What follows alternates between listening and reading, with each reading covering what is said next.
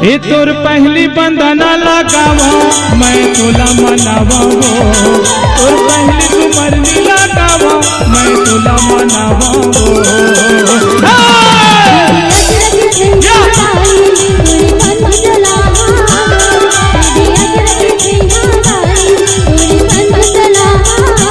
ए तोर पहली बंदना लगावा मैं तोला मनावा वो, तोर पहली सुमरनी लगावा मैं तोला मनावा वो।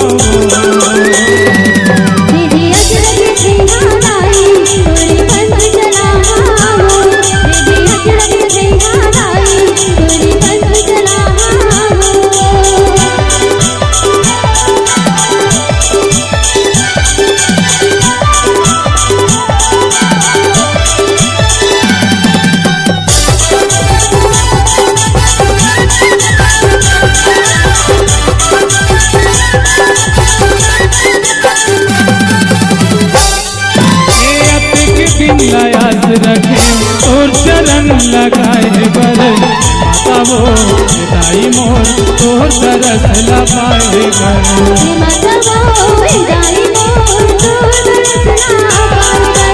अतिक दिन याद रखे और चरण लगाए बर माता वो दाई मोर तोर तरस लपाए बर।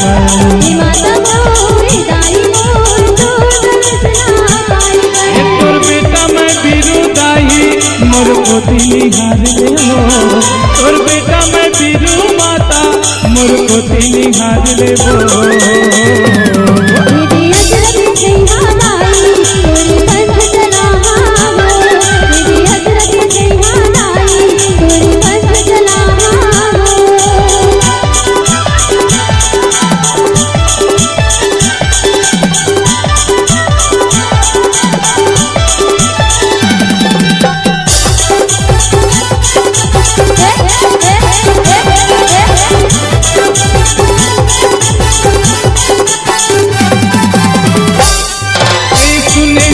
तोर महिमा लावो अजब गजब नियारी है, बाबा के बेटी सुभद्रा जन जन के उपकारी है।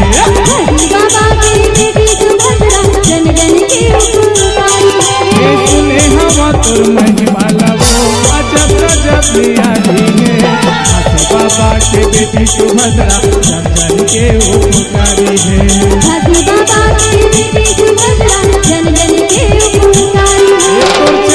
माथ नवावो नरियर पांच घावावो, और चरण में माथ नवावो नरियर पांच घावावो।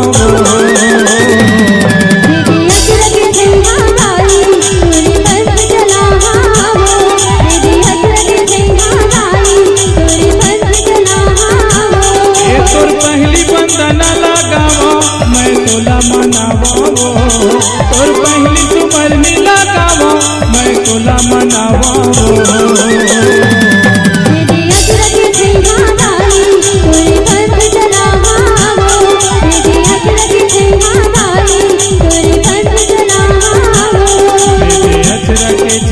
दाई और पंथ चलावो,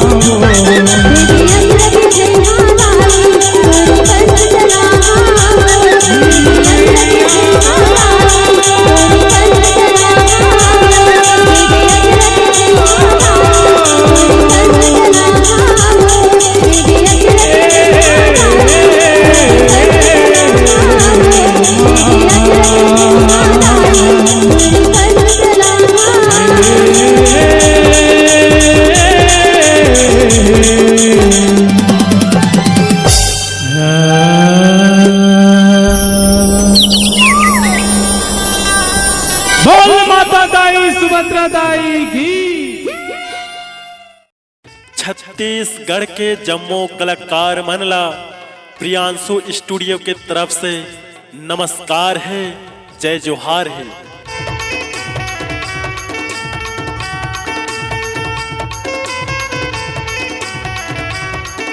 हाँ दोस्तों, यदि आप अपने गाने को ऑडियो वीडियो डिजिटल रिकॉर्डिंग करवाना चाहते हैं तो चले आइए Priyanshu studio Bemetara. Mobile number है 93993455 18